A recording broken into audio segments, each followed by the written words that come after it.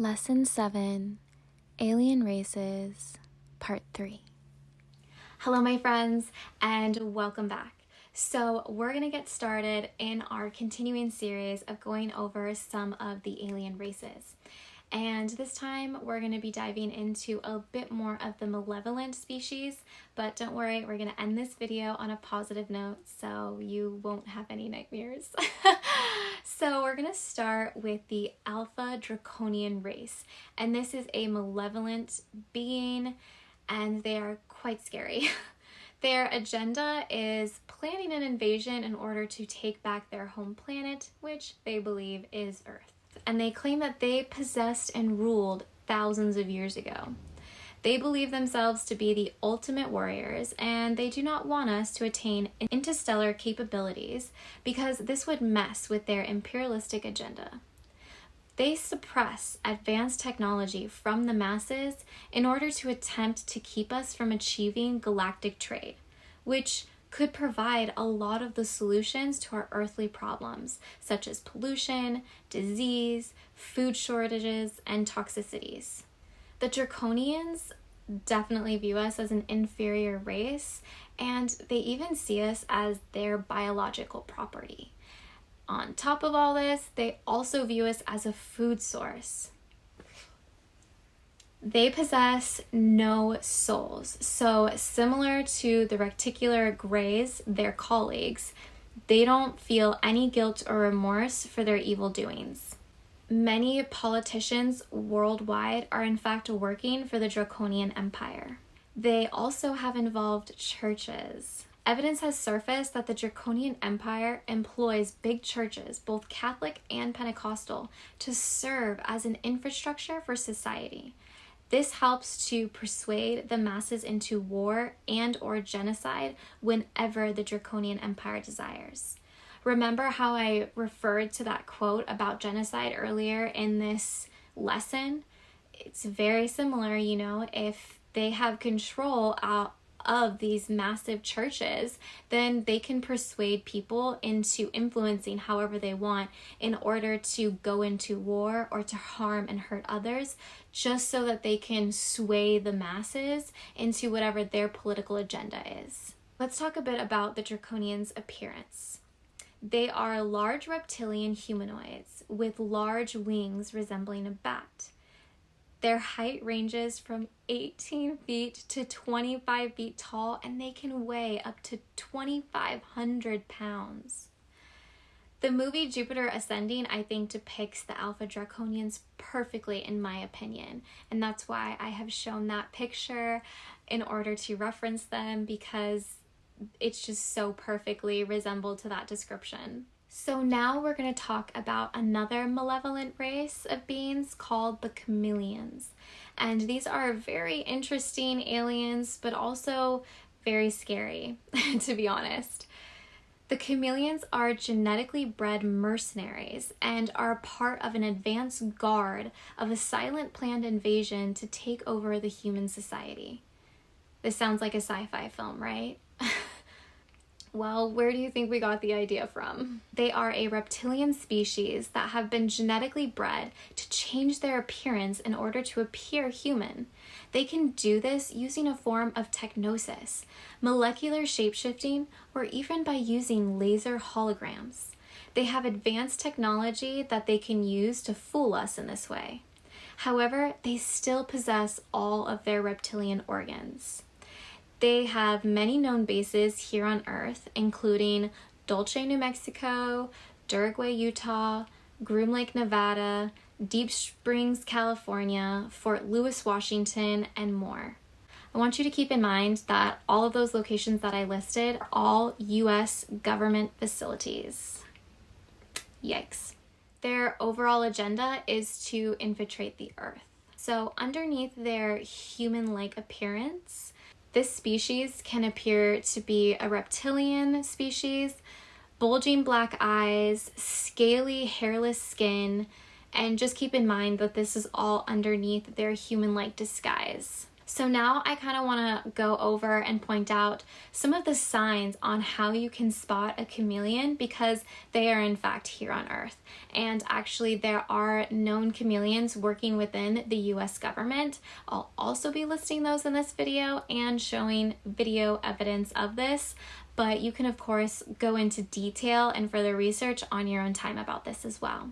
I also want to note that these chameleons are having a harder and harder time keeping up their human disguise. And I believe this is because us humans, we are evolving into the fourth dimension.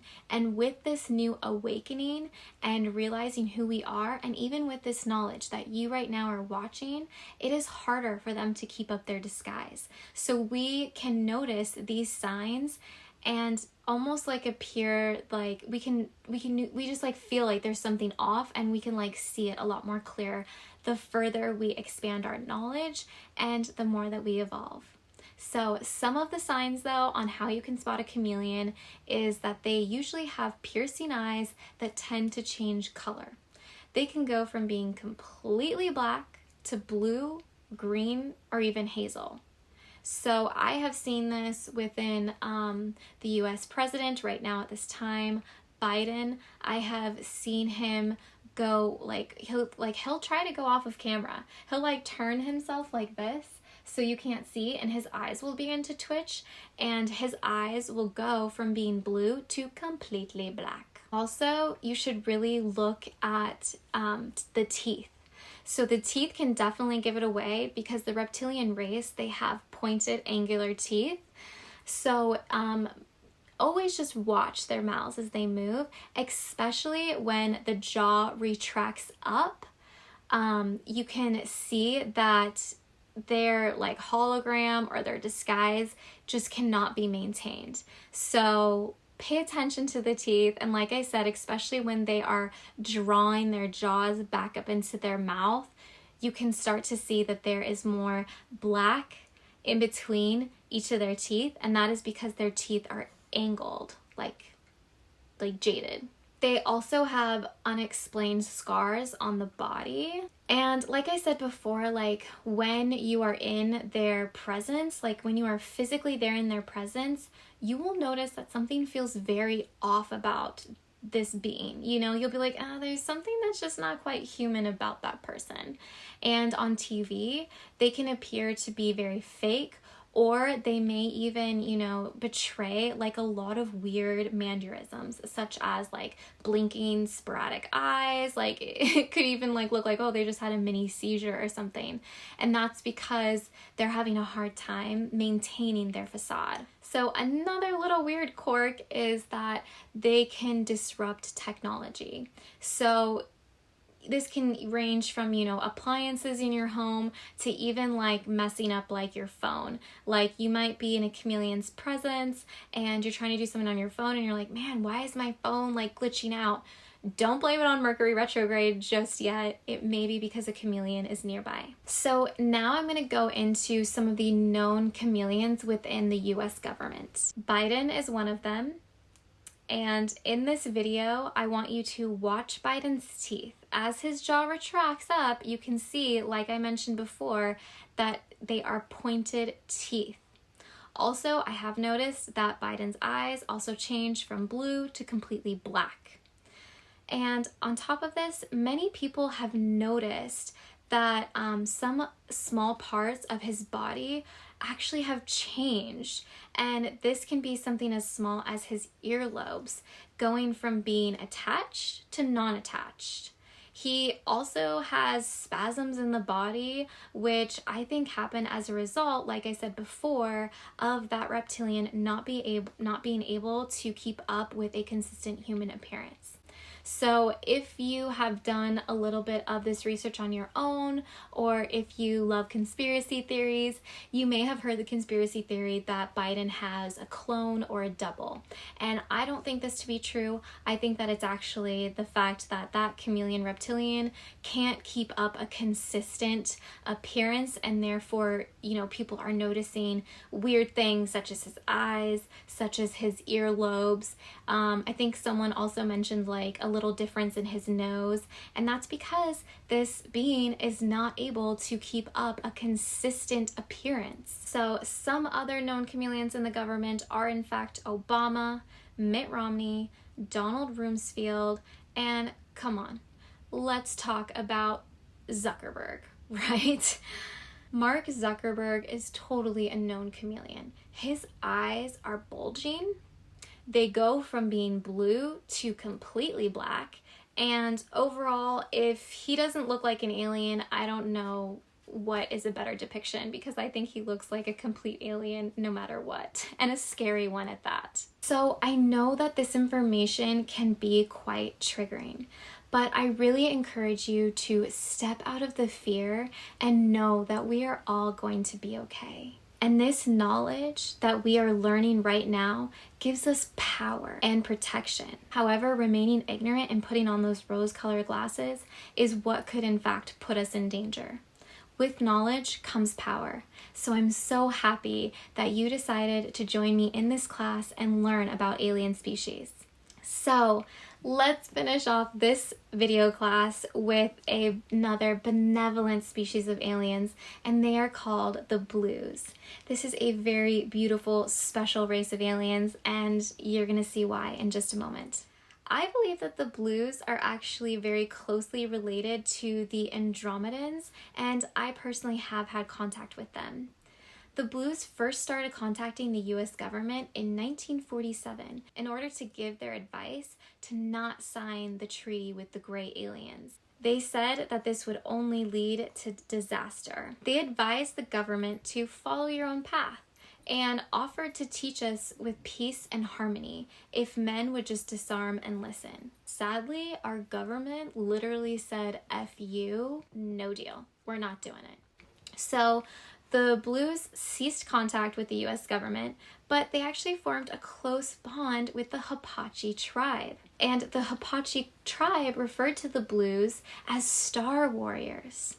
The blues stayed with the Apache tribe in Arizona and some parts of New Mexico, and they in fact signed a treaty together. Unfortunately, the gray aliens found out about the blues, and so they had to leave the reservation, and they ended up going into hiding. When the blues left, it said that they actually took some of the elders from the tribe with them. The agenda of the blues is peace on earth and for humans to pursue their passions and remain in authenticity. Their message to us is, don't be pressured into being anything but what you are. So these beings, their appearance is that they are small in stature, they have blue translucent skin, and they have large almond-shaped eyes. So like I mentioned earlier, I have had personal contact with these beings, and I have to say that they possess such a loving frequency. It feels very unconditional to be around them because they are so much about authenticity. So there's no judgment for being who you are. They love and accept you just as you are, and I have to say that being around them feels like coming home. Like you're coming home from like a long trip, like on vacation, or maybe you were abroad for a long time and they just greet you with so much love. It feels like your family, and like your family created like all your favorite meals, and they just give you so much love. So my friends, that's it for this section about the alien races. We have covered so much, and I hope that you've enjoyed it, but I look forward to seeing you in our next video. Until then.